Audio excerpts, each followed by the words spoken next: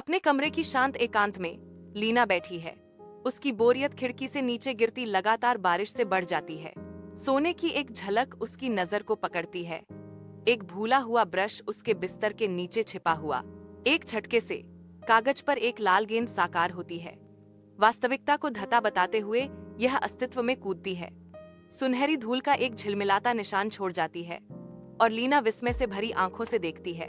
गांव के खेत के दिल में लीना और टॉमी एक साथ काम करते हैं।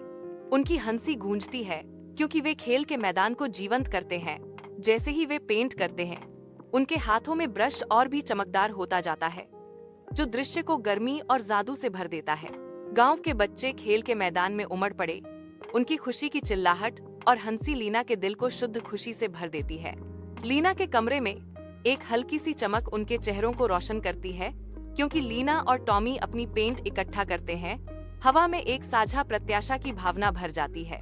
लीना की आंखें चौड़ी हो जाती हैं, क्योंकि वह ब्रश को घूरती है, जो अब सुनहरी रोशनी से चमक रहा है।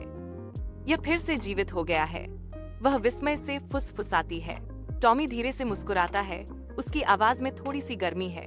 शायद इसे बस थोड़ी सी दयालुता की जरूरत थी।